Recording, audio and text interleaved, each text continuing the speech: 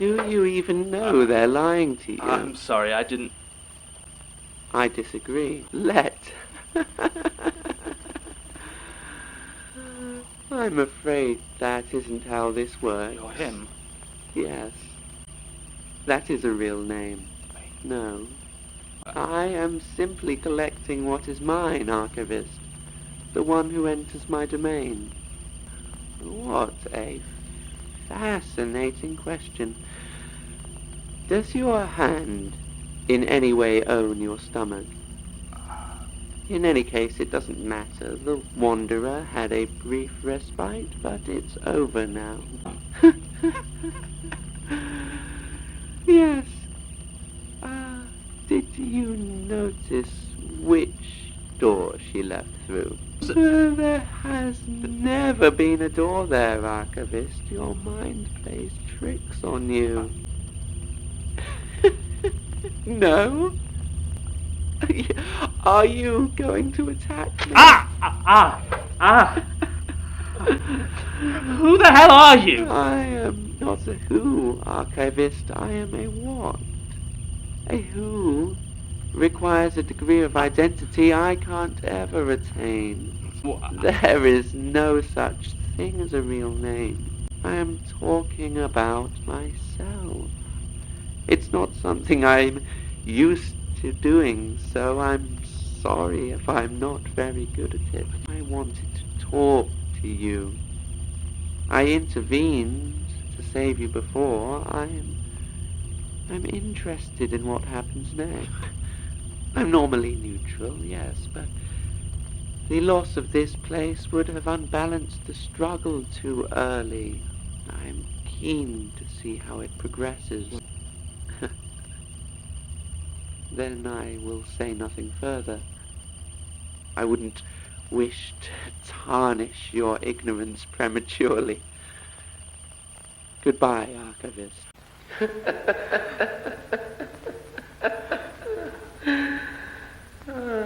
That was very stupid. What do you want? There's no other way out of this room, you know. What?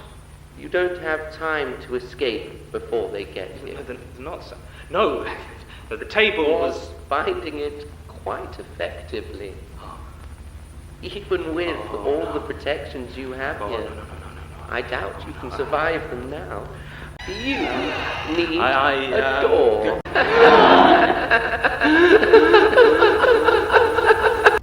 Yes, there is. No. I'm Michael. Did the Archivist not tell you about me? Good. Surprises are better. Probably watching the Archivist die. Maybe not. Either way is amusing. I think it's called a sport. I think I might also kill you. It would be easier than killing the Archivist. None of you are protected down here. You are going to try and help him. And I want to see what happens without you there. Go.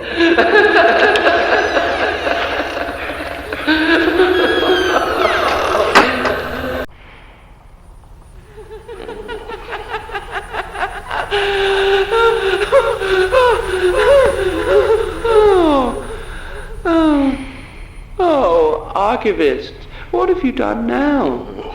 It's almost sad to see you like this. Almost. I've come to a decision, Archivist. I'm going to kill you. It's earlier than I had hoped, but that's life, I suppose. Your life. Before I do, however, I want you to understand, even if it does go against my nature. So, ask your questions. Ask me.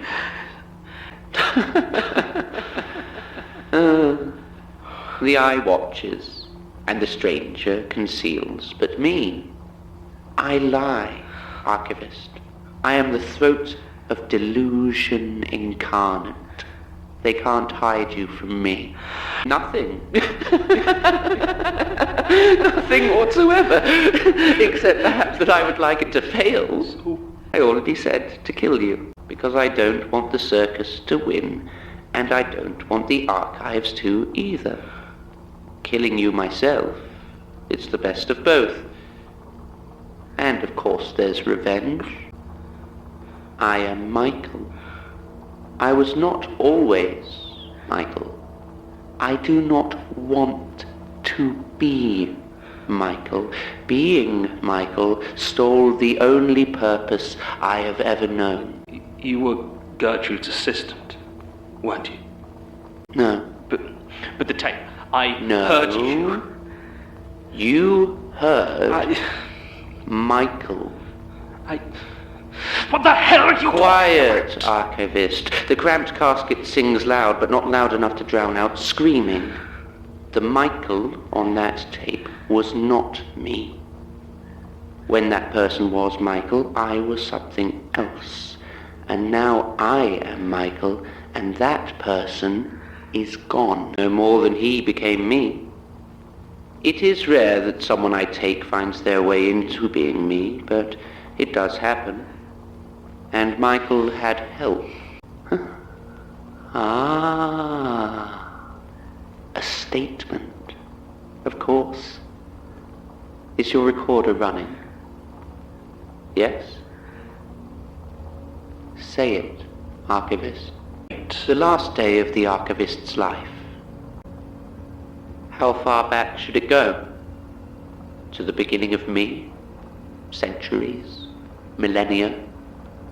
How do you define the start of your being when in some ways you have always been? Time is difficult to form. Micheal Shelley, though, he is easier to keep track of. He was born, he was pointless, and he should have died. But before that could happen, he went to work for the Magnus Institute, that ivory tower keeping its prisoners ignorant in pursuit of knowledge. A dungeon full of idiot watchers, and Micheal Shelley was no exception. When he was in school, he lost a friend to something like me. His friend was named Ryan, but those in power simply called him schizophrenic. I don't know if he was, but it doesn't matter. He was so dreadfully afraid his world wasn't real that to make it so was almost nothing. Michael was there when he was taken. He never got over what he saw or didn't see. After much searching and despair, it drove him into the waiting arms of the Institute, where he met Gertrude Robinson, the archivist. Even being what I am, I have rarely seen anyone so adept at distorting the truth as Gertrude Robinson. Michael was protective of the frail old woman he believed her to be, so delicate, so forgetful, yet gently wise. He cared for her, he trusted her, and she fed him to me. She made him me to destroy our transcendence, and she did not hesitate. Poor Michael. He had been on trips for the Institute before, conferences, investigations. Gertrude had made sure that all her assistants were ready, that none of them would be suspicious if they were told they were going abroad for work. So there was no doubt in his mind, no concern, when she told him that they were travelling to Russia. Perhaps if he'd have stopped to look up their destination, he might have discovered that there was no such place as Zemlya Sanikova. But he did not. He trusted her. Even when they arrived in Dixon, at the edge of the Kara Sea, and they were picked up by a quiet sea captain called Peter Lucas, even then he trusted her. They travelled north, through cold far more bitter than any Michael had even conceived possible. And you know what he worried about? He worried about Gertrude Robinson, about how this poor old woman might cope with the chill. But now she was like iron and walked with a purpose that Michael had never before seen in her. The water turned to ice as the Arctic approached, and Gertrude's eyes turned cold. Then, at last, he began to be afraid. He asked her where they were going, and was told again, Zemnia Sanikova, Sanikovland. There was a great evil, she said, and Michael was going to help her fight it. Am I evil, Archivist? Is a thing evil when it simply obeys its own nature? When it embodies its nature? When that nature is created by those which revile it? Perhaps Gertrude believed so. Michael certainly did. He believed everything she told him. And it was me they sought to stop. Me and the others of It Is Not What It Is, our great twisting. The worker of clay had laboured for decades on that contorted, impossible edifice of doors and stairs and falsehoods and smiles.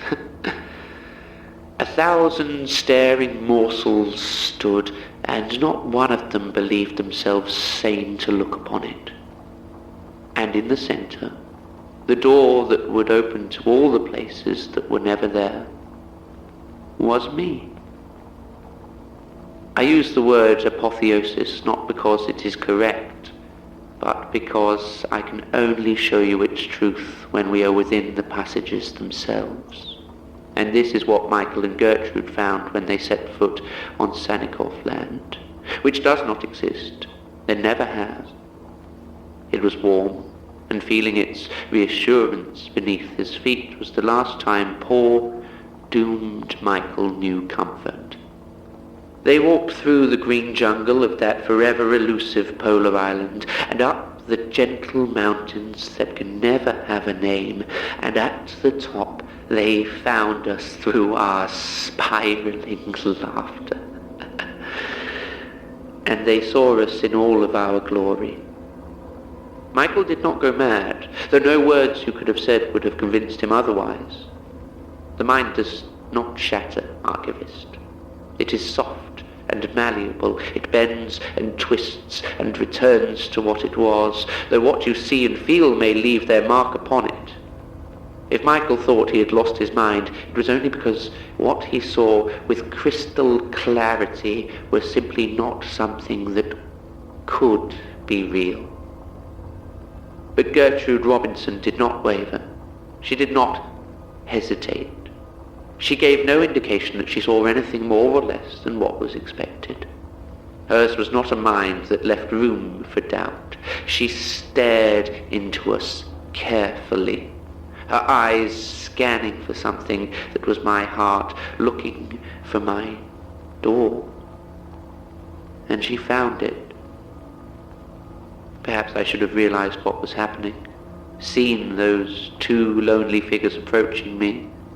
But I cannot tell you the existential joys of truly becoming, of an entireness finally crossing the threshold into yourself. So ecstatic was my completeness, I did not even hear my own door creak open, because Gertrude had told Michael how he could stop us.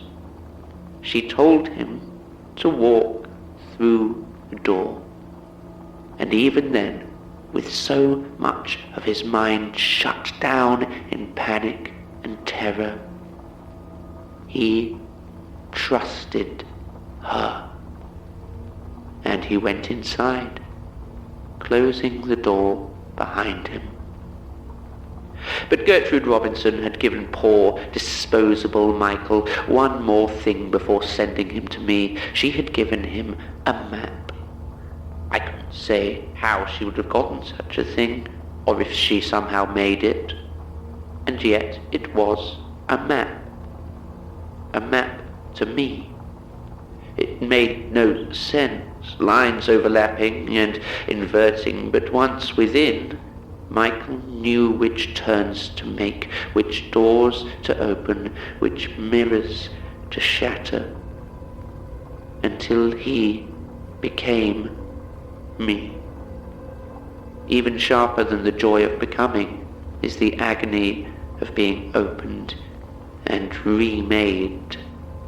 To have your who torn bloody from your what and another crudely lashed into its place. To become Michael, and to do so at such a crucial point in our twisting, in our becoming. Well, of course, it destroyed it. The impossible altar collapsed. The worker of clay tore out his veins to dissolve himself in crimson mud. The others of us were cast to all the places that aren't. Some have still not found their way out again. And somehow Gertrude Robinson was back on that boat before Sannikov land once again never existed. And all that was left was me, Michael.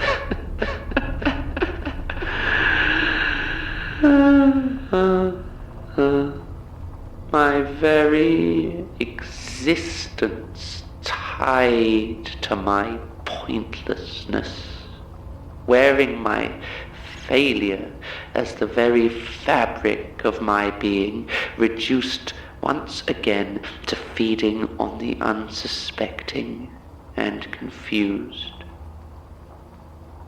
That is who I am. She knew how to protect herself. She knew what she was creating. And killing her was not as important. She wasn't as good an archivist as you are. I had hoped that you would stop the unknowing first, destroy the workings of I do not know you. But instead you are here, and may bring it about faster. So better your death happens now.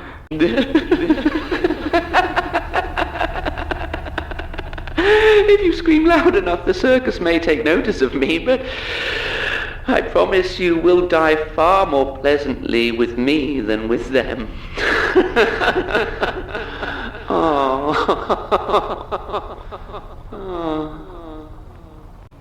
Good. Right this way. Open it. Open it, and all this will be over. It's not. Why is it locked? It can't be. Well, you try it.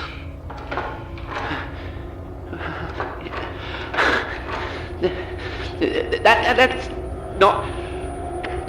Oh. Oh no.